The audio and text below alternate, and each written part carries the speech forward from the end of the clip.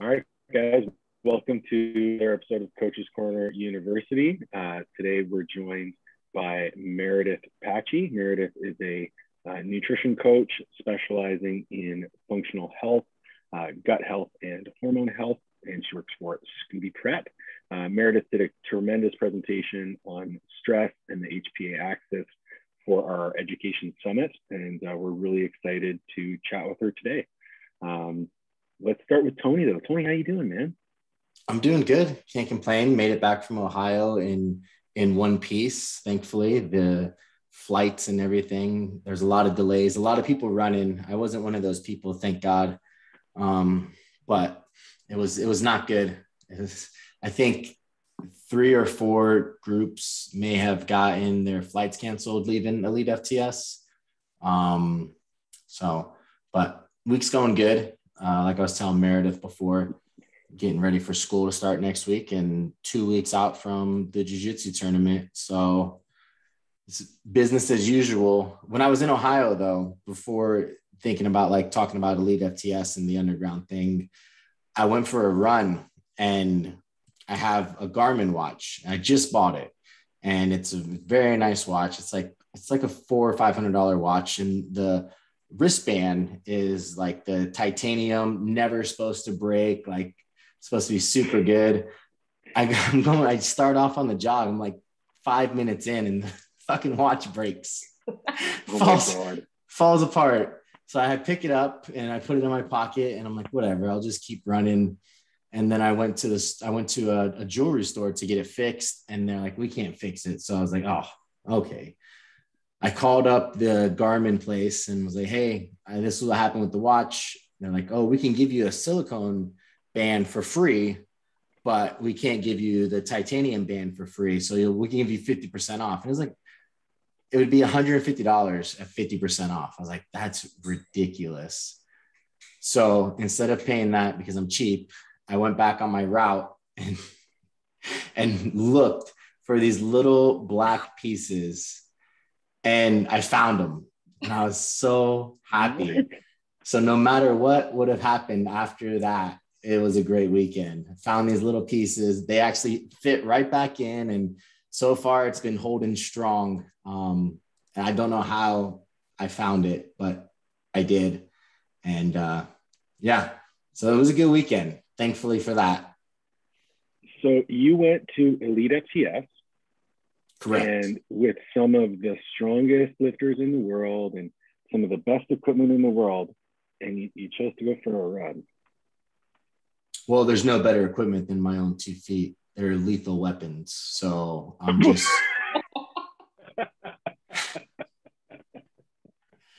So I'm just trying to make sure they stay ready. You know the phrase, if be ready so you don't have to get ready. That's my life motto. But I ran before I went to Elite FTS. Okay. Yeah, I wanted to go in pre-fatigue so I didn't embarrass everyone. It's so considerate of you. Oh yeah, exactly. I'm much more of a humble, I deteriorate my own ego before I deteriorate other people's. That's just who I am. I'm a giver like that. The one word that comes to mind when I think of Tony Montgomery is benevolent. Exactly. Meredith, how are you doing? I'm doing wonderful. I'm enjoying this the banter. I'm actually really impressed just the fact that Tony found those little pieces. I have a Garmin too, but I have that little silicone band, so it's holding strong. The silicone hasn't busted. Many people call me Eagle Eyes, so many handfuls of them. Yes. AKA nobody. No, just kidding. Pretty much just myself. You know how like you give yourself your own nickname sometimes? No. I'm not in that, Paul. Oh man, I see it all the time. No, Paul probably does. That wrong thing. Probably has his own nicknames. I did not give myself a nickname. I'm not saying I give myself a nickname, but I know people who have given themselves nickname. Like I watch UFC And a lot of these people have these nicknames that they've given themselves, self-proclaimed, like the same type of people who name exercises after themselves, even though they're exercises that have been around for decades. Those are the type of people that would call themselves Eagle Eyes. And they'd probably agree with me. Paul, how are you doing with your blank facial expression, Paulo need letters because you have crappy Wi-Fi? Exactly. That was perfect timing. So as you can tell by the absence of Paul's voice, is his Wi-Fi is a little bit on and off right now. I'm just getting ripped apart. Well, yeah. Can you hear us? Now I can, and I don't even know what you said about me. Nothing but good things. Nothing but good things. How are you doing? Doing well, man. A lot of traveling, but good overall. Training is going really well. I deloaded last week, so I'm feeling good, and ready to ramp back up. And I'm coaching all day at a meet, so it's our first powerlifting meet in Ontario in almost 2 years. They have actually a really cool setup. So it's out in the country, and the platform is going to be inside the garage doors. All the warm-ups are going to be inside, and then the fans and all the booths are going to be outside, so they don't have to wear masks or do anything like that. That's cool. And then they capped how many lifters, or like one coach per lifter kind of thing. So they capped how many people are actually inside the building, and then they're just going to cycle through the flights so that when you're not warming up, you're outside. Yeah, that's exciting. 2 years without a meet is going to be fun for a lot of people, especially considering that things are probably going to get shut down here shortly. So get it in while you can and enjoy it while you can. That's for sure. I heard Florida, y'all are getting pretty crazy right now. I'm from the South, so my sister's down there. What do you mean by pretty crazy? Well, she was saying that they're starting to get a little bit stricter in certain places because of the new variant. I don't know, wave number 10 or something that's coming. Yeah. Not that I'm aware of. Yeah. I know places like USF, they're being a little bit stricter with masks indoors and stuff, even if you are vaccinated. But I think the biggest thing with DeSantis is just making sure people are still able to work. So they're going to accommodate that, but I don't know if they're going to go back into like strict shutdown type policies where people aren't going to, at least not in Florida. Yeah, not in Florida. Yeah. Paul, you're what, like 9 weeks out now, 10 weeks? 11. Okay, perfect. So 11 weeks out, deload. So you'll probably have one more deload before the meet. Is that something that you plan out, or is that something that you just go by feel right now? It'll probably be between 4 and 5 weeks out that I'll deload, because we're planning on taking a trip out east. So I'll just plan the deloader on that. Okay. Yeah. Perfect. That's good for people to think about, right? If you can push your training to a less than advantageous week and then deload then, instead of, some people don't even think about that. They'll just be like, oh, it's been 4 weeks, I need to deload. And then the week after they're traveling, it's like, you really want to start a training block while you're traveling, and I guess the same thing can be said with nutrition, right? Like if you're one of those people who believes in, weekly recovery periods, diet breaks and stuff like that, when they're on vacation would be a great time to implement that. It's like, push yourself as hard as you can. You got a week coming up of, we can increase your calories. Or do you think that that's something that could also be triggering as well, Meredith? Because the idea, right, you tell someone they're on a diet break, they may take that as like, oh, a real break, not just calories back up to maintenance, right? Like a YOLO situation. Yeah. Yeah, I know I talk to my clients individually about what that needs to look like and what I feel it needs to look like. Some clients, they need the push in that direction, depending on where they are as far as their relationship with food. It's an opportunity, I think, for them to trust themselves a little bit. Either way, it's a learning opportunity when they come back out of it. The biggest thing I tell everyone, because I don't right now I don't work with a lot of competitors. That would be different. If you have a competition coming up, I'm sorry, you chose that. You're on that path.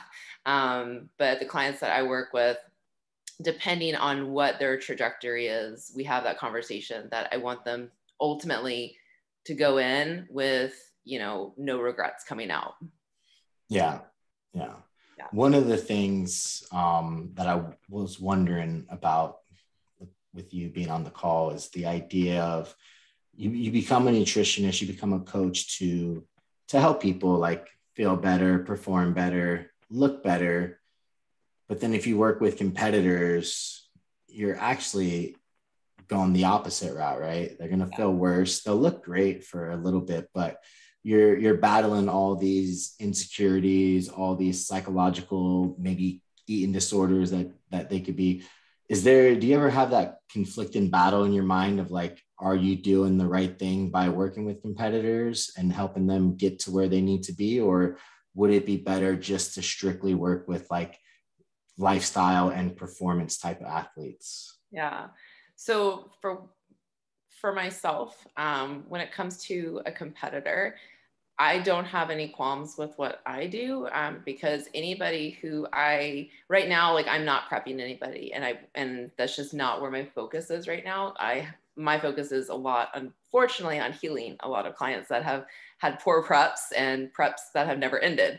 But anybody who we've gotten to a point where say we can do a dieting phase, whether that is for a prep or not, I have no qualms with that because I know they're in an appropriate place. If we have, history or we have issues with any type of eating disorder behaviors or disordered eating, if binging is coming up, then I don't want to say lost the right, but we are not in a position that is serving anymore. Because ultimately I want to be able to walk somebody in and I need to be able to walk somebody out, and then they be mitigating as much adaptations negatively as we possibly can, understanding that going into a prep, far different than just a dieting phase, but a prep, even though we're, in a fitness competition, we are ultimately probably at our unmost fit, on stage and being awarded for that. But we can still mitigate as much negative adaptations through that process and maintain as much as we can, hormonal function. And again, this is where walking somebody out of it is so important so that we don't have these horrible rebounding situations, that we're, even with eating disorder behaviors or hormones or gut health situations coming out of a competition. But I think in order to prep somebody, they need to be in a good position to prep. And not everybody wants to hear that, but yeah. I feel so bad for some competitors, right? Because I think about that a lot, especially not so much with powerlifting. There are people who, they train for 10 years and they still have like a 1,500 pound total, and you just feel bad because they picked the wrong sport, right? And I think about that when it comes to bodybuilding. There's going to be some people who are just going to be inherently genetically better at bodybuilding, right? They'll probably start off with low appetites to begin with, where you have to force feed them to start prep because their appetites are so low. They're naturally lean and they don't have a lot of negative ramifications. They're more laid back. They don't have high stress environments. They're usually late to everything. They don't care about anything, right? Those are like ideal bodybuilders. Yeah. And if you don't fit that category, then I just feel really bad thinking about, like, especially you get someone like an endomorph who's never been lean. You're like, oh man, are you sure you want to do this? Because this is not going to end well, regardless of how prepared you are. Well, I think that's where the conversation needs to happen. Like, I think that, sometimes as a coach, there is a tactful way to tell somebody that this is going to be where we're going to be at when it comes to our level of how lean we can get and should get. And then surpassing that level, we are going into some uncharted territories, and we may need to push into areas that aren't in a healthy range. But again, it should be for a short period of time. So that's something that, personally, I think that you do need to be honest with a client. Not every client is genetically predisposed to get on stage for a physique competition. As hard as that is to hear, I think this is also where we get into the hamster wheel of people chronically competing show after show after show and going to extremes if they're not really in the position to be doing that. And that's when we can really get into some nasty rabbit holes for sure. Yeah, definitely. One of the things you said is the prep before the prep. And I know Jason talks about that a lot. Can you kind of define what that what are some things that you're looking for to let you know that they're ready to prep? Yeah. So I do look at lab work. That is important to me. Understanding anything specific? No, I look at everything. I want to see complete panels. I'm not going to say just sex hormones because your thyroid's part of that. Like everything speaks to each other. Nothing is in isolation. Everything is systemic. And so I want everything speaking to each other well. And I also want to know what you're looking like beforehand. Not that we are a piece of paper. So your biofeedback matters. I don't necessarily believe in getting someone into perfect paper ideal range. Kind of depends on that. But also going with biofeedback. I want to know that somebody has stress management system in play. For example, yourself, you're getting ready to start school in 2 weeks. That's probably not the time that I would say, hey, let's, start prepping. If someone had a wedding, same thing. I'm not going to say, hey, let's start prepping while you're getting ready for your wedding. I think that would probably show up pretty poorly for them. So making sure stress management is, in the works, that we're sleeping well, digestion is working well, we're having bowel movements every day. Ultimately, that they are able to be in a position that they are intaking the most amount of calories that they possibly can, maintaining insulin sensitivity. And that we are doing minimal cardio, that we're not, in the gym training, 6 to 7 days a week already. I want us to be in a great spot metabolically so that we are doing less and we are, essentially kind of intaking more and basically being in an abundant place as opposed to already, driving ourselves into the ground with lots of cardio, lower calories. Yeah. And is there like a predetermined timeline that you would want somebody to be within these healthy ranges? Because, right, it to me, it's like, these are the healthy ranges that I want. Let's do what we can to get there. Oh, you're there. So then they're going to say, let's start prep because I hit the numbers, right? So how long do you want that person to be within these positive adaptations? And I know that has to do with their diet and history, right? If they're a long-term dieter, they may need to be in it longer to fix some of the imbalances. But what are you looking at in terms of lengthwise to create, longevity within the sport, right? Yeah, I personally, especially for a natural athlete, would love someone to be in a good place, like not just arrived, like in the land of milk and honey thriving for like 6 months to 12 months, because I guarantee you most people haven't done that. That's something I ask all people on intake is when is the last time you did not diet once, did not reduce your calories, just for a weekend for a full 6 months to a year. And most people write, I don't remember doing that even as far back as like I was a kid, and that's pretty sad. You're in your 20s and there's not a time in your life that you can't remember not dieting for 6 months. That's pretty telling. That's very telling, on how of your dieting history. And that does matter. So for myself, right now, the majority of my clients are in quote healing phases. And I prefer once we arrive in a place of quote thriving that we stay there for at least 6 months to a year. And then we can think about doing, maybe like a small cut or something like that. But I don't suggest them, for at least the clients that I have on my roster, they're not in a position to go back in necessarily, for a full, prep before then. So what does that conversation look like then? If you have someone who's signing up to be coached and they're a little bit naive and they're like, I want to start prep and I have a show picked out, how do you have that conversation of like, hey, we need to get your blood work done, especially with people who have worked with coaches in the past and they've never had to get blood work or anything like that, right? Because that's always going to be a kickback, is the idea that you want me to spend, $300 to $500 on this blood work, and then I have to buy supplements to fix it. And then I have to pay you for coaching, and we're not even going to be losing weight. We're actually going to be increasing my calories and decreasing my training. Like, what does that conversation look like? Yeah. For me, I'm very open and very honest. I ask them, one, why are they seeking me out in the first place?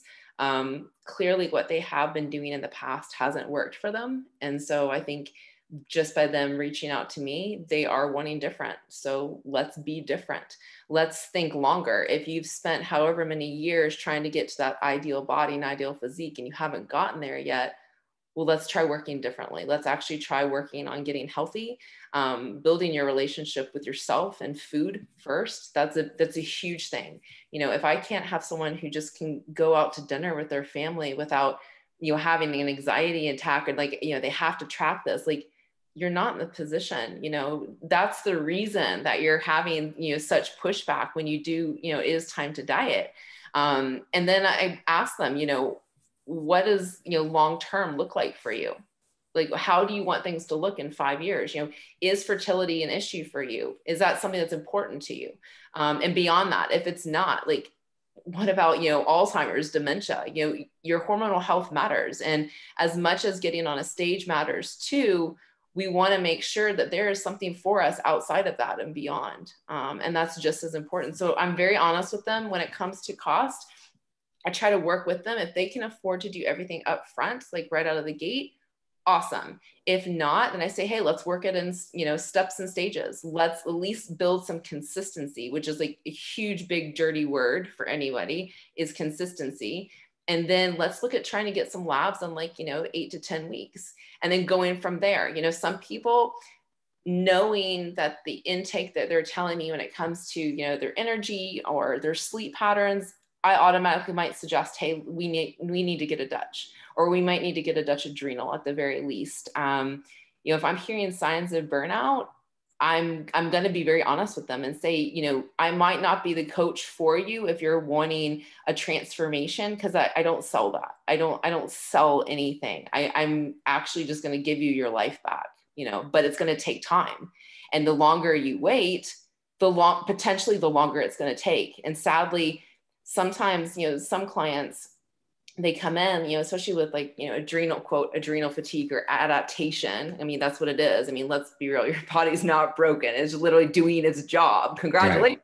Right. You know, those clients, it's so hard because I can't tell them that that's going to be healed in like 10 to 12, you know, weeks. That could take like a year. Because what's going to happen between now and then? Like, that we can't know. We can't whisk you off to a desert island and everything be perfectly in sunshines and rainbows. Shit's going to happen in between there. And how your body is or is not resilient to those things is going to matter. You know, if you have had this chronic dieting history, or you know, are a mom trying to do it all and, you know, compete and do all the things, going back to school, whatever, that stuff matters. And it's going to affect, you know, how you're able to, you know, build things up again. If you are so depleted, you know, if we're talking adrenals, which is going to translate to everything else, you are going to be more prone to, you know, gut dysbiosis, your candida. You know, you're telling me you have a UTIs all the time? No, like there's a lot going on there. That's going to take a lot of time. So I'm very upfront and honest. The clients that do sign on with me, I feel that is the hardest thing, is the mindset. It's not, if I ask them to do more and eat less and go harder, oh, that's easy. Like, I find that, you know, that's really easy. But for me, asking them to pull back and change their training and be more intent with their intensity. And it's not just about moving their joints and, you know, training to exhaustion. That's different, you know, doing it, you know, 20 burpees and a million AMRAPs. Like, okay, congratulations, you're tired. Yeah. Did you really train anything? You know, what has changed here other than you're literally, you know, cardiovascularly exhausted? Changing that type of mindset, that's tough. And that does take time. And that might take us hopping on some phone calls and talking through it. But that's something that we have to do. Yeah, no, definitely something that more coaches should be mindful of, but it is difficult. Like I can empathize with coaches who are just starting out and they may not feel like they have that ability to not take on clients or to maybe stay rooted in their tracks of this is the route we're going to go because this is the healthier route, you know. But I think if you're able to convey within your message exactly what you're trying to do and that you know that they know that you have their best interests in mind, I think that's important, right? I think it's important to create buy-in by letting them know that you're here for the long term and not just to get them on stage like so many prep coaches do, right? They get them on stage and then you don't hear from them again. Or the prep coaches who all they ever talk about is look at this person who's on stage, not necessarily look at this person who we've helped fix or look at this person who is in their off season and have a healthy mindset. So I think it's important for coaches to understand the concepts of everything that you're saying so that they can convey the message. So to explore that idea a little bit more so that they have places to look and things to kind of pull from, right? When we talk about blood work, is there a specific panel that you recommend for everyone? I know a lot of coaches love the comprehensive weight loss panel from Life Extension. That covers a lot of things and it can give you questions to bigger topics to find better answers. But what are like the specifics that you're looking for in terms of, you know, red flags beyond just the questionnaire with the blood work, with the Dutch test? Even explain what the Dutch test might be, right? Yeah. So with labs in general, I do like that panel. It's by Life Extensions. For that panel, I do add on SHBG, so sex and binding globulin, just because I want to know how much we are binding. So that will affect, like looking at, for example, at like free testosterone and total testosterone. So just for coaches to know, I want to know if that is going to be high or low, and then understanding that is coming from the liver. So we want to keep that in mind. So that is important to also see. And then I also do add on the antibodies, the thyroid antibodies onto that. So ATA and TPO onto there. Because here again, I have unfortunately seen a thyroid that looks nice and looks pretty good. And then you don't get that last picture. And I have seen a clients where I'm like, okay, let's just get this last picture. And unfortunately, sure enough, there was Hashi's there. Just didn't see it translated yet. With thyroid, sorry to interrupt, but thyroid seems to be one that is often misdiagnosed. And it's also often within people who get blood work done from their physician, something that is like very much neglected. They'll just do TSH and that's it, right? So explain the importance of reverse T3, of free T4, of free T3. Like, why are these things important? Even the TPO that you were talking about, what are those things telling us about the thyroid that the TSH just isn't? Yeah, so TSH, the way I like to explain it to clients is TSH is essentially, it's a brain marker. So that's what's happening with our pituitary. That's our brain telling our thyroid what's happening or what it should be doing. So it's not actually saying what the thyroid is producing. It's just telling us that the signal is occurring. And then when your thyroid gets that signal, that feedback, then we should be producing T4. And then T4 should be converting into T3. What can happen is there can be, whether that's due, and I say stress loosely, because anything can be a stress, under eating, lack of sleep, eating too much, all the things. And so what we can see is instead of T4 converting to T3, then we'll see that kind of, I will say, being bound up or stolen or taken away into what's called reverse T3. So whenever I look at reverse T3, kind of quick thing to always think of reverse T3 as an inflammatory or a stress marker. So TSH, think brain, T4, T3, thyroid, reverse T3, inflammation and stress. And so with thyroid antibodies, what can happen is our body can essentially attack ourselves. So it's an autoimmune, but it's not necessarily what I like to think of as like an autoimmune disease. I think it's more of a state or something that can be, not that we cause on ourselves, but essentially we cause on ourselves and can be triggered. And that's when we can start to see those thyroid antibodies rising. And what can happen is it doesn't necessarily mean that everything goes crazy all at the same time. So what most physicians will look at is just look at TSH as a thyroid marker, which sure, okay, that's the beginning of what's happening. And can we see a rise in TSH when we have, a downregulation elsewhere, if a conversion is not happening and the feedback is telling the brain, hey, we need more, hey, we need more, sure, or not. Or what could be happening is actually more downstream, and we could be seeing a conversion issue. So perhaps T4 is not actually converting well. Well, then you have to ask yourself, well, why is that? What's the liver look like? How is this person's gut health? And this is why I think it is important that you can't just look, like you had asked, what labs do you look at? You can't just look at, let's run your thyroid, because it's going to leave you with more questions than it does answers. And you can't just run labs without getting the information of gut health, sleep, like those things are going to translate in all the questions you ask yourself while you're looking through labs. And then like you're saying with the thyroid, a lot of people will kind of blame the thyroid for what's going on. And again, most often than not, it's the thyroid is I want to say the effect. It's not the cause. It's going to be that adaptation. And that's where you need to look elsewhere. And again, 9 chances out of 10, we're going to see that with the adrenals. We're going to see it in some sort of stress response. We're going to see it in, inflammation somewhere. But adrenals are going to be huge. And that's where, looking at the Dutch test, so it's a dried urine test.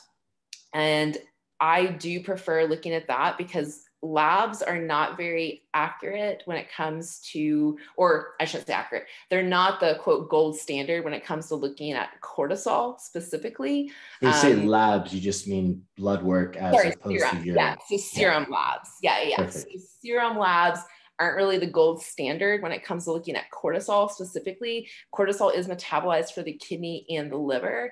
And so that's why looking at the Dutch test, which is a dried urine test, is a bit more indicative of what is true through the tissues. And I really like it too for the Dutch because you see a couple things. So you'll see what's free, so the free cortisol through the day, but then you also see the metabolites or metabolized. So what's actually being created. Mm-hmm. And that's where we can see a really cool discrepancy, because if we, for example, see really high free cortisol, and then we see like a really low metabolized, well, that actually can send us back to the serum labs, and we can say, hey, okay, so they're making cortisol potentially, but they're not clearing it. So is it gut? Is it thyroid? Is thyroid slow? Because that will affect gut. And so that's where that can be really handy. And also with the Dutch for the adrenal portion, you can see that circadian rhythm. So you can, and cortisol does have one. And so you can see that through the day. So you can see that cortisol should be at a certain point your highest in the morning. This is why getting any type of, whether it's serum or Dutch, it does matter the timing. So serum labs should always be in the morning, whether I'm assuming you should always be getting a full panels anyway, because even testosterone, same thing. Yep. It's higher in the morning and lowers in the afternoon. So if you're getting it like randomly at like 5 o'clock, well, no shit, it's going to be low. Sorry. I don't know if you can pass on your phone. So, it's obviously going to be low, but again, there's low within range. Right. Also, the Dutch, I do like the hormone portion because it does show the metabolites. It's not the best though for testosterone. So that's something why going back to the lab work as far as serum, it's important to look at the total and free and the SHBG, because Dutch is not the best for testosterone, but it is great for estrogen and progesterone and the metabolites of those. And then even looking at like methylation. But does everybody need to have, a $400 Dutch test and another $300 on serum labs? No, not necessarily. Right. That's where asking questions. So if somebody's on like birth control, am I going to have them do like a full Dutch panel? No, I know what I'm going to see. Like everything's going to be low. For the most part, that being said, you can see potentially that their testosterone might be high, but again, Dutch isn't best for that. So Right. I normally would run serum labs first and take a look there. If based on someone's biofeedback to me, if I do feel like an adrenal panel is going to be the best indicator, because maybe I can't really tell, like, are they in a burnout situation or are they really still high cortisol? Because I have had that. People are like, oh no, adrenal adaptation. And I'm like, no, I think you're still really stressed. I think it's really high. Again, doing something like the Dutch panel might be even great just to show a client right is happening. And that's where another buy-in can really happen. And that's again where I like doing labs, because you can show people what's happening. I would like to say a negative is you also have to be thoughtful to not teach a client that we are looking for a specific number. So for example, like with thyroid, like you were mentioning, I have a range that I like to see free T3N, which is free and active thyroid hormone. However, if somebody is, say, at like a 2.8 and they feel great, do I really need to put them on some sort of thyroid boosting something? Right. No, I don't. Right. They're fine. So it's not just a number. I want to know, how do you feel? Like, tell me about. Yeah, because I mean, even the blood work in and of itself is just a snapshot within that time frame, right? So it's not always going to paint the clear picture. That's why you have to develop great questionnaires, great rapport with your clients. How they feel should be the biggest driver for the questions that you're going to ask, right? If they feel great, do you need to look at things, right? And how do you decipher what feel great is? Because you could have people that say they feel great and they feel like complete crap, right? Especially, it's a hard line, because someone's like, yeah, I feel great, and they literally look like death on paper, and you're like, well, I get that, but we still got to fix some things here. Yeah, and then progress, right? If they're not able to progress when all things point to they should be, right? Because I mean, if you look at the research, right, anytime there's research on calorie restrictions in those type of people, they've produced results. And I think the reason they produce results is because they're dealing with a lot of college-aged kids who have never dieted before. So that tells you that a healthy person should see weight loss if they just do calories in versus calories out. And if you're doing that and it's not adding up and the person's not making progress, that's their first sign of like, there's that dysfunction, right? Even if gaining weight.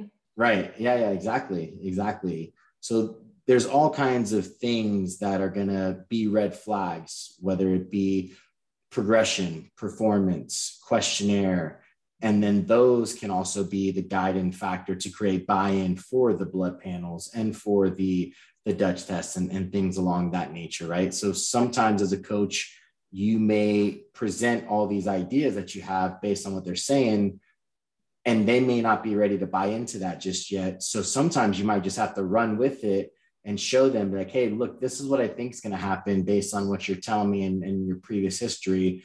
And I know you can't afford the blood work. You don't see the value in the blood work yet. So let's run this and see what happens. And if you're not losing weight, if you're gaining weight, I'm telling you this is what's going to happen, then we can explore that further, right? Sometimes you have to let them make those choices. Yeah. And I think reading your client, I know for myself, I like to start off, for the most part, it depends. Yeah. For the most part, I like to start off with a less is more if I can approach. I have a lot of clients coming in, with, I mean, let's be real. Everyone has like some gut dysbiosis or leaky gut, like in this world, like in Western society, let's be real. But I find that for a lot of my clients, they've been doing all the things for so many years and yielding nothing. And so I'll just say, hey, let's just be consistent on some, low hanging fruit here that's free. And let's see what we can get out of that. And then if that's not working, then let's dive in a little bit further. Now that's not always the case, but it's nice when it can be the case. And that's also a nice way that you can help the client understand a little bit more of the process. That, I was on the phone with a client today, and it just came down to a hunger cue. And, she was worried, that there's something wrong because she got hungry. And I was like, hunger is not a bad thing. Like, you're eating over 2,000 calories and you're hungry. Like, that's okay. Like, let that sit for a bit. We don't need to change anything. And I think that sometimes people always look for, what do we need to change? What do we need to do? And I'm like, let's not do anything. Let's just let it ride out. Let's, shocker, the play is nothing. Nothing is the play to make. Let's just have a nice basic plan that we can be consistent with and that we can be successful. Like, ultimately, I want to set every client up to be a success. And the most basic, I find, is actually the most difficult, because everybody wants like something crazy protocol. And I'm like, honestly, if you can be simple and be consistent with simple, that will be crazy. Like, that will literally light my shit up if you can be consistent with something, and that will yield a lot. And I find it will actually pull down some stress. Like, something I talked to Paul about is, when you have people doing all the things, like they're doing like red light therapy, they're doing cold water dunks, they're spinning around and doing the hokey pokey 5 times, like, and like literally like their day is like for stress management. I'm like, I am stressed listening to your stress management. Right. Like, sometimes making this massive protocol for a client is not the move to make. Like, of course, dumb it down, a lot, and you might yield and get the buy-in because some things are working. And then, like you said, if things aren't working, well, then hell yeah, let's go in. I mean, let's get guns out and go. But if you need to, then don't waste the client's finances. That said, I did want to say that sometimes as a coach, we also need to understand that it may take longer than we were prepared for as a coach.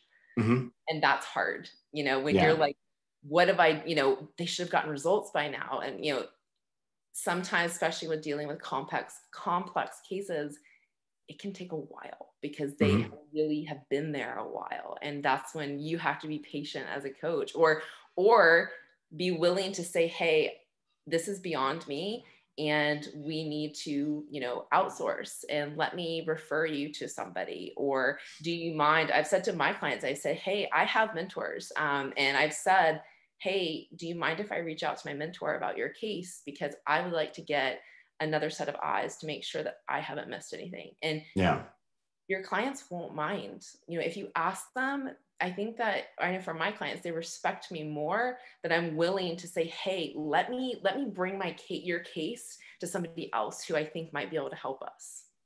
Definitely. And I think, and let me know your thoughts on this, the idea of even introducing or setting timelines could be a downfall for a lot of clients, right?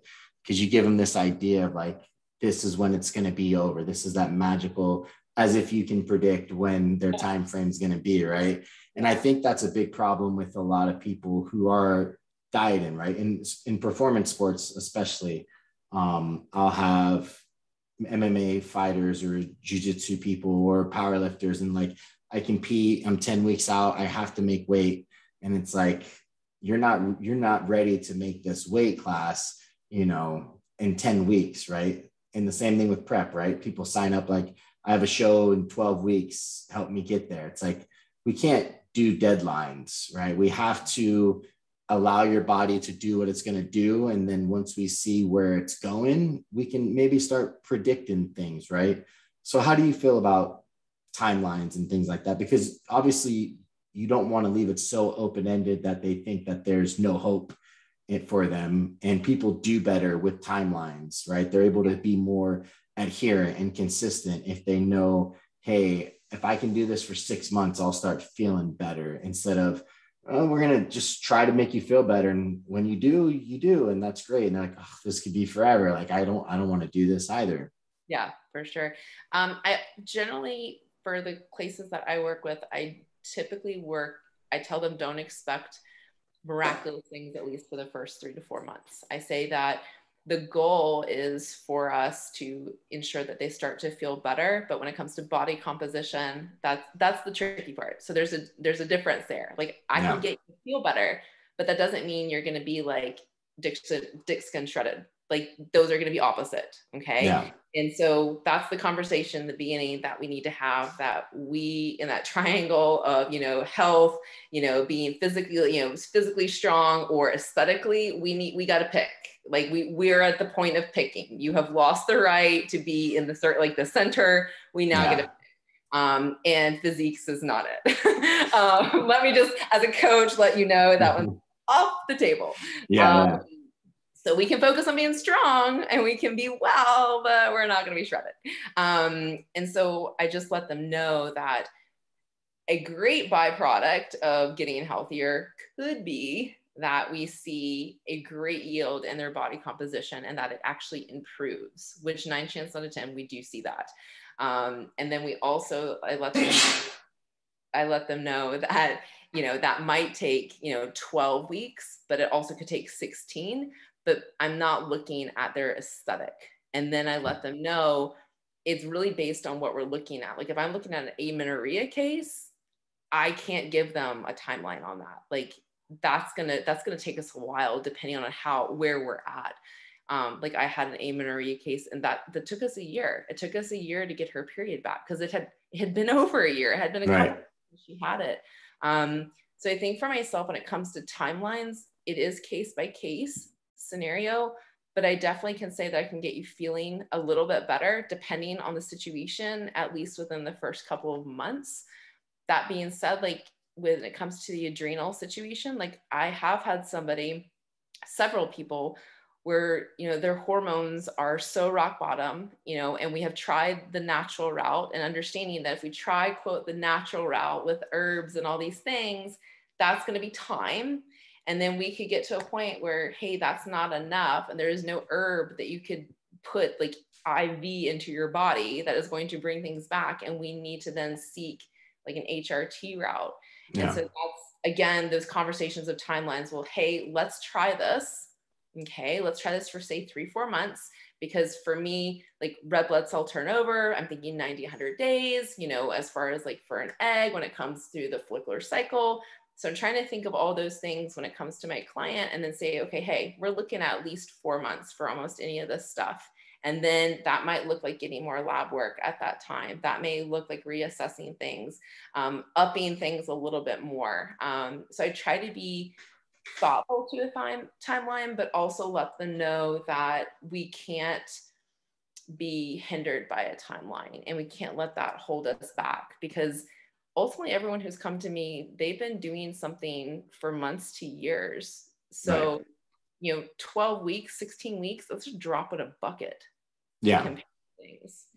Right. Yeah. I do apologize for the sneeze. I told her to keep it quiet back there. And if she makes noise again, I'll kick her out the house. I know. It's so weird. I'm like, nothing moved on him. No. It's the missus behind me. But yeah, I apologize for her rudeness. Some people can't be professional. Can't see anybody behind you, so it's just like this weird random sneeze. Between her and Paul, you see what I'm working with on a daily basis. It's a struggle. One of the things you brought up, which I find to be very interesting, is this idea of like hunger signals, hunger cues, and things along that nature that can be so skewed based on the dieting history, right? In my nutrition class that I'm at school at USF, and Dr. Bill Campbell teaches it, which a lot of people know who he is. He's done a lot of great research in the field. And one of the things we have to do in the class is we have to fast for 24 hours so that we can get a full understanding of like hunger signals, what the fasting does, and things like that. And I found that there are people who are just predominantly more hungry, but there are also people who have probably been dieting or trying to diet for a very long time.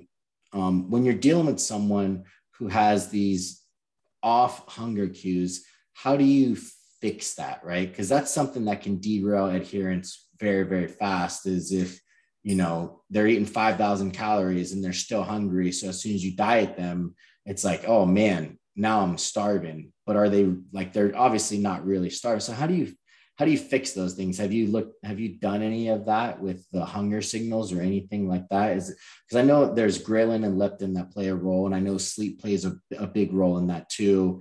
And I have seen some people like, I think Jeff Nippard, who is in our industry that does a lot of evidence-based stuff. His girlfriend did like an all-in type diet, and she just ate a bunch of calories and just kept doing it until she was no longer hungry, right? What exactly is going on with the hunger and the signals, and what does that mean for that person, right? Should they feel hunger? Like you talked about, that client was at 2,000 calories. Should they be hungry? And if they are, how do you fix that? So I know for myself, I'm definitely not an expert in that area. I know for myself, when I work with clients, I do ask the things that you had mentioned as far as sleep, because understanding that, blood sugar regulation is a thing. Fatigue and stress, again, will play into those hunger cues. Even a woman's cycle, knowing where she's at. I mean, in her luteal phase, that thyroid, technically, our basal body temperature will go up. It should after ovulation. And technically at rest, I think the study said that we can burn 200 to 400, right? Yeah. Like an incredible amount of calories just doing nothing different except being an awesome woman. Hell yeah. Right. Now, yeah, right. That's like the one bonus we get. But most women, because with that income also increases hunger cues. And so most women, unfortunately, will dive into that and end up, over consuming and negating that kind of benefit. So those are the questions I do ask my clients. We do track cycles. So I want to know where they are in their cycle. That progesterone fluctuation will matter, as well as estrogen, sleep as well, water, if they're hydrated. These are all things that will affect your hunger cues. I do have some clients though that I find for them, it's the consistency of food, that they perhaps have never been in a position where they were consistent with their intake. And that's something that we can train. We can train our hunger cues with our circadian rhythms, and we can train our body just by being consistent. So for example, if you're used to eating, X amount of meals at these X amount of times per day, your body gets used to that, or can get used to that. And so I know for a lot of my clients, especially dealing with like binging behaviors, or just feeling like they need to, they're more hungry, that I make sure that, number one, the biofeedback markers are there and that we have those tucked into place. 9 chances out of 10, we don't. Sometimes that there's, again, they're getting up through the night, or that they don't have their bedtime routine in, that they're not hydrated well enough. Maybe they underate, or even looking at the food quality, where's fiber at? What types of foods are they actually consuming? Even looking at their vegetables, are we consuming any veggies? The different types of fibers, where their fats are at, where is their protein at? Those are all things that can help. Having more protein will help satiety, so will fat, but can somebody handle that? So those are all things you have to consider. I know for a lot of my clients, I do start having them do some journaling as well. And when they say that they're hungry, I really want them to write, are they hungry or are they bored? That's a big thing, right? Yeah. Are they stressed? Are they just emotionally driven and they are looking for that, endorphin fix? It's in getting that from food. So those are some big things I ask them. Could you sit down and have a bowl of vegetables? Are you really hungry? And they're like, actually, no, I'm not. So those are things that I talk about with my clients. So as far as like going all in, I'm definitely not in the know as far as like how all that works. I would never, for myself, I would never steer a client that route. I would probably suggest that they talk to a professional when it comes to those things. And that is something to also go into is, here again, what is happening in their life? Because especially when binging is becoming an issue, that I find that it's more of a control or maybe out of control situation that they're using food to control. And so I do suggest that they're, seek out some help to talk about that. Yeah, no, definitely. I was curious because I always think about, because there's some research coming out on circadian nutrition and maybe having your biggest meal first thing in the morning. But we also know that most people are hungriest at night, or they feel the need to eat more at night due to boredom and things of that nature. So it's like, where do you place things? Because, you know, if the meal's bigger at night, it could disrupt their sleep, and then that could make being hungry the next day. So there's so many variables to it. And I think, like you mentioned time and time again, is like asking the right questions will allow you to create the best answers for that individual client. Yeah, like I know for some clients, I do play around a lot with having windows of, I'll call it carb fasting, or, you know, whether more so like I kind of front load carbs a bit, and maybe their last meal, I have them more preference, you know, protein, fats, and veggies. But then for somebody like, say, a highly stressed individual or having trouble sleeping, then perhaps giving them, you know, some carbohydrates, as well as ensuring, I have requested some clients to have a little bit of fruit, you know, just for that hepatic release, you know, that could be happening while they sleep. Have a little bit of fruit in that last meal. So it's not just like, say, you know, like sweet potato, but add, you know, some fruit to that to also help. That also could be a way, you know, to help, you know, that circadian, to help bring down stress.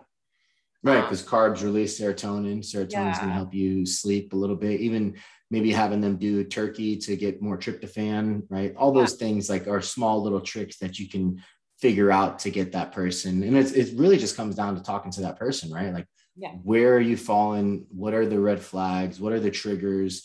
And then let's start brainstorming. I think journaling is something that we talk about a lot for stress management, but I think it should be something that people should talk about for food and nutrition, right? And adherence and consistency, right? You ate a meal. How did that meal make you feel? Because some people can eat and they feel bloated, but they don't even think about it because that's just how they always feel. And it's like, should you feel bloated after a meal? No, of course not, right?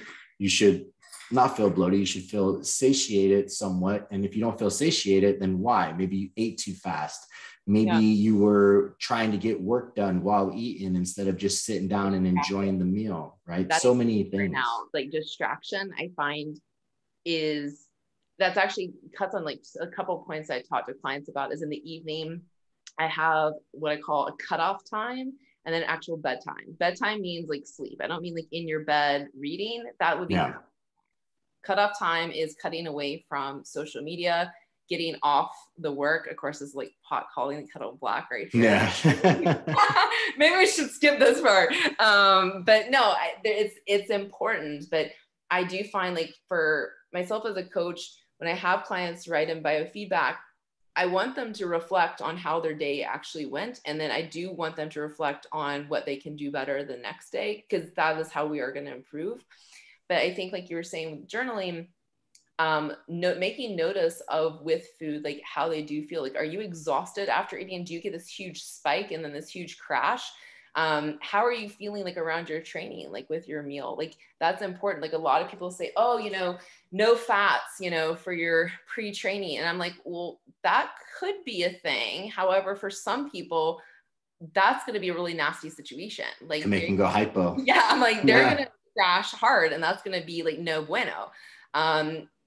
How close are you eating? That's another thing. Like, how close are you eating to that training? So especially for performance, you really have to take those into consideration, because you want to feel your best, and you don't want to be obviously preferencing digestion while you're in your training. That's going to be right too. But making those notes on how you are feeling, so that your coach, or as a coach, that you can make small tweaks, because it's not, you can't make these cookie cutter shit. Like, everyone's individual. Somebody, again, they might be having a certain training meal or pre-bed meal that doesn't work for them, but that may work well for somebody else. Yeah. And that's asking the questions to that person and saying, okay, hey, listen, let's don't do that. Or let's break up that meal and let's give you a little something intra. Or if somebody does have to train first thing in the morning, well, then probably, depending on the person, like if it's me, I can eat a great meal first before I go train. Somebody, maybe they can't. Maybe they're getting up at like 5 a.m. and I want to, again, ensure they're sleeping well. I'm not going to have them get up at 4 unless they're competing, and then suck it up and do what you got to do. I want them to sleep. And so I might say, okay, your pre-training meal is before you go to bed. So you are not somebody that I'm going to say don't have, starchy carbs before bed. In fact, I'm going to say have starchy carbs. Let's make sure they have fibers in them so they, it hangs around a little bit longer. And then pre-training, I don't want you feeling bloated and like a slug. Let's, that may be where, there's a time for EAAs and, some intra carbs to get them going. Yeah. Yeah. I'm glad you brought up if you're in prep, suck it up thing. Cause that's right. So you spend all this time, you get them healthy, you give them all these great habits. And now it's like, okay, now it's time for prep. Yeah. I guess the question is, can you do prep healthy? Right. And what does that look like? Like, do you have to redefine the word health in a prep? And I always think, is it worth it? Right. I think you have to redefine it. I think we try to do it in the healthiest way possible. Again, with mitigating as many negative adaptations as possible, but understanding at a certain level of competition, you are going to be suffering. Like, you are not going to feel well. Like you aren't going to have tons of energy. You are going to pull into, the grocery store parking lot and say, okay, I probably should park far away to get some more steps in, but I just need to take a second here and gather my thoughts and figure out how I'm going to open the door to the car and get into Publix, like there is going to be that point. But this is the hard thing, Tony, is like, I feel like so many people at, like, say, a regional level are doing some pretty crazy things that are far beyond what they should be doing for that level, if that makes sense. So it's like, it's like so hard to say suck it up, because you are going to have to work, and you are going to have to work hard and push your body. But then at the same rate, I see and hear some stupid ass shit where I'm like, why are you doing that? That's far too much. You're 20 weeks out and you're eating 900 calories and you're doing 2 hours. Like, now again, have I had to do, some excessive cardio? Yeah, for sure. Yeah. It was enormous. So I think it's just really hard. It's really hard to answer that. Yeah. It's I guess you can just say it's the lesser of the two evils, right? If you're someone who's going to prep no matter what, I guess as a coach, you can ethically justify it by saying, I'm not going to fuck you up as bad as this person's going to fuck you up. Exactly. I'm going to fuck you up a little bit less. And the good news is I'm going to fix you afterwards. You just got to stay with me. See, and that's my issue with it, right? Is the fact that you have to fix someone afterwards, because you have to, right? People will be like, oh, well, if you do it naturally, it's better for you. And I would debate that, right? Really? Because, because there's such a bad precedence around anabolics, right? That anabolics are bad for you, right? Much like, like when you went to school, DARE came in and told you all drugs are bad, right? We've seen all the infomercials telling you that anabolics, the Ben Affleck taking steroids and beating up his girlfriend, right? Yeah, roid rage. Right. So naturally, people are like, "Oh, I'm just going to prep naturally," but that's actually probably worse for your health markers and everything else. Harder. Right. So I think of it in turn, and also, right, I understand performing at a high level in any sport is not healthy for you, right? There's people. One of the elite triathletes in all the world, which you would probably consider one of the healthiest people, had a heart attack in the middle of his race. Yeah. Right. So extreme athletics is gonna require unhealthy measures, right? But the thing that kills me is so many people get into bodybuilding just because they want to lose weight. And they think getting on stage is the way to do that. Yeah, no. And those are the ones I feel so bad for, because those are the coaches that are just going to leech onto them, get them lean, and then leave them. And then the next 10 years of their life is this roller coaster ride. Whereas, other sports leave you unhealthy, but I don't think they give you that psychological roller coaster ride to that extent, right? At an amateur level, right? It's just insane to me to think that, and that's where I have an issue with prepping people, is just the idea that you're paying me to fuck you up, and then you're paying me to fix you. Like, that just never makes sense to me. Like, I'm not going to go to a car and be like, hey, pop my tires and then I'll buy some new ones off of you, right? It just doesn't work that way. But you know what? You should probably do that just to have that experience. That is what, we're doing. I love that. I think you should do that just to see the reaction and see if you'd be like, yeah, let's go. Let's go. Oh yeah. I would leave as fast as I could. Yeah. If he agreed to that. Yeah. That's saying something. Think about that. That's what I mean. Yeah. It is really hard. I know that there is a way that you can prep and be intelligent and have a coach that gives a shit. And there is going to be levels to that. I also think it's important as a coach that you're honest with your client and ultimately you do no harm, Yeah. Cause like people are like, oh, you don't want to fear monger their dreams. I'm like, oh, but I'm going to. But I am. I'm gonna lock into that hard. We're gonna cover that point 1. Yes. Because I mean, it's all about finding their true intention, right? I'll have a power lifter who's like, hey, I want to go down a weight class, and it's like, well, why do you want to go down a weight class? It's like, I think I could be more competitive in that weight class. So you think by dropping weight, you'll be more competitive rather than just focusing on trying to increase your calories and just get stronger. Yeah, just get stronger. Right. And then it's like, well, I just don't like the way that I look. It's like, oh, okay. That has nothing to do with your strength. Like, exactly. I'm not a power lifter, but I'm just saying. Right. But that's what I mean. Right. Sorry, power lifters. On that. So it's like, okay, well, maybe we can just drop 6 to 8 pounds and still get stronger without having to drop the 15 to 20 to make a different weight class. You'll look better. And because there's so many times in powerlifting, people will diet, lose strength, and it's this constant dip, right, in performance. And it's like, it's a performance-based sport. You should only be focused on improving your performance, right?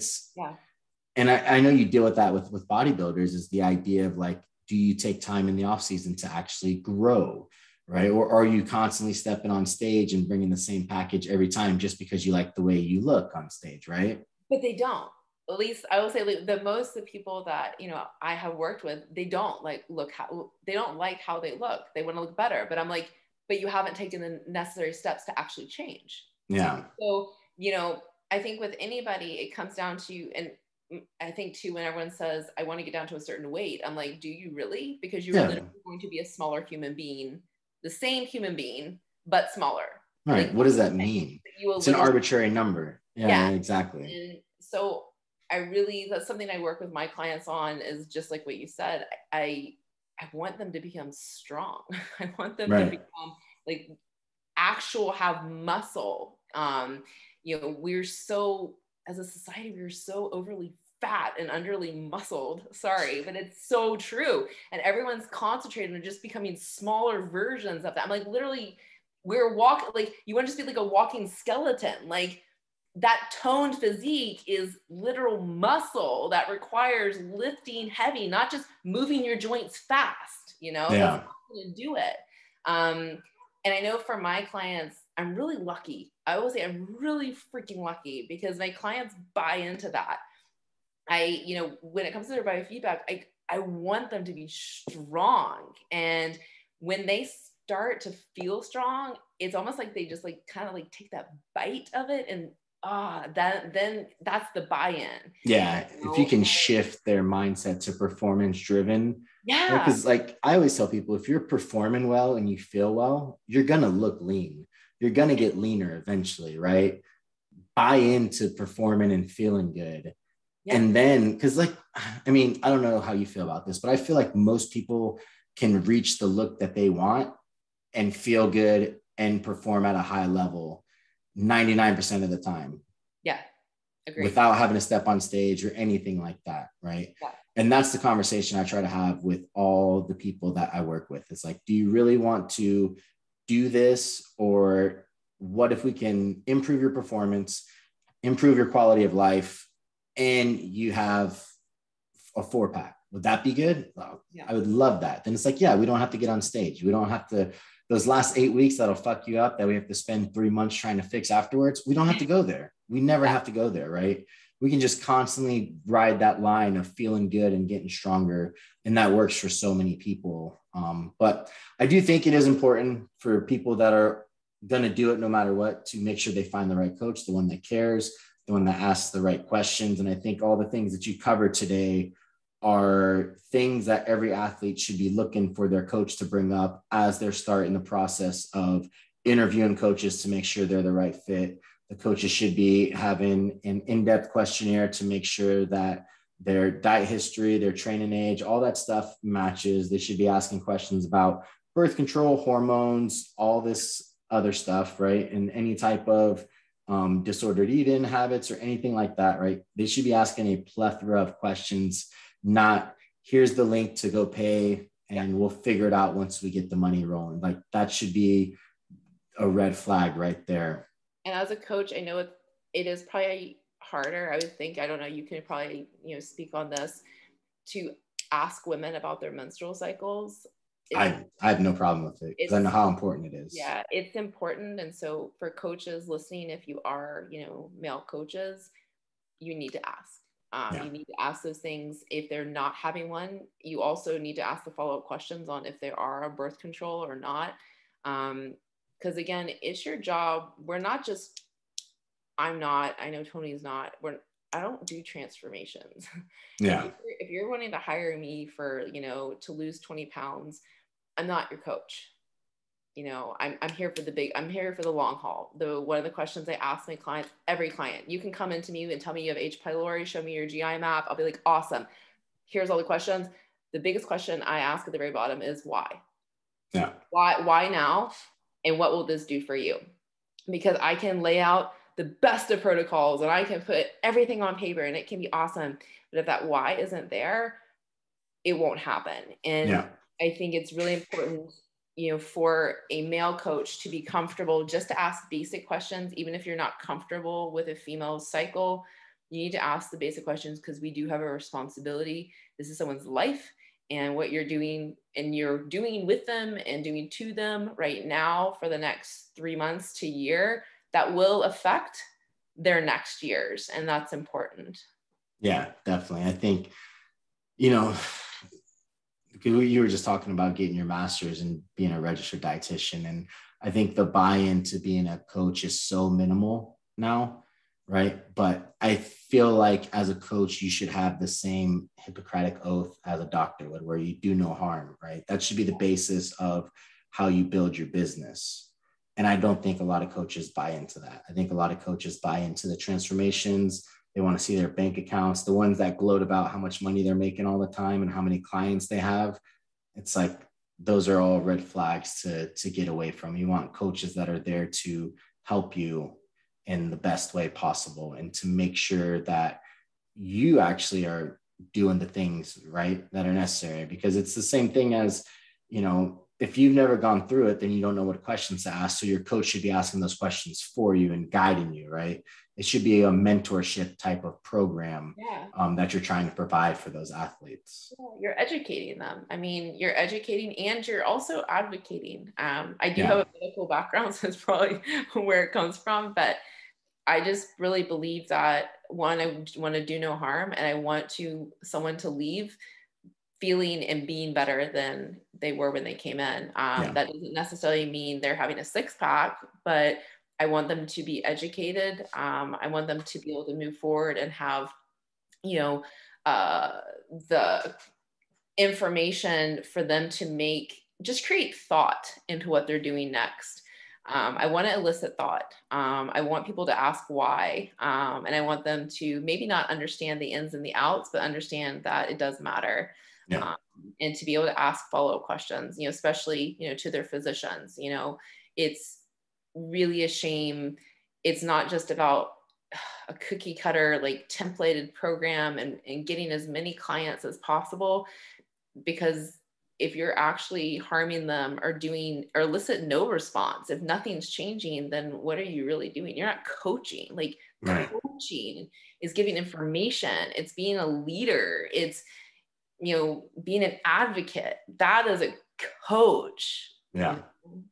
Yeah. Perfect. So just want to say thanks for coming on and helping us out with this stuff and covering the nutrition for the next 4 to 6 weeks. And I think this is a great addition to that in terms of what coaches should be looking for, red flags, how they can progress from there, conversations, communications with athletes, setting realistic expectations. I think you did a great job in covering all that. And if people want to get a hold of you for coaching or just follow you or ask questions, how can they do that?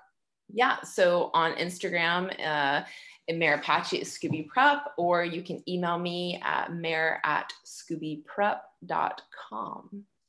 Perfect. And if you guys can't tell by the Scooby Prep, that is the company she works for. And Jason Theobald is the owner, and he's also a great person to follow that puts out a ton of great information. And the thing that you guys are doing there is you're building a group of coaches that are reputable, that have a standard that they're setting. And I think that that's a good thing. So if you're hiring a Scooby Prep coach, you're in good hands. And I think that's the reputation that you guys and Jason have built, which is phenomenal. So thank you again for taking the time, even though Paul sold us out big time. It's all right. I'll be deducting that from his pay later on. But thank you so much for coming on. I appreciate your time. Thank you so much for having me.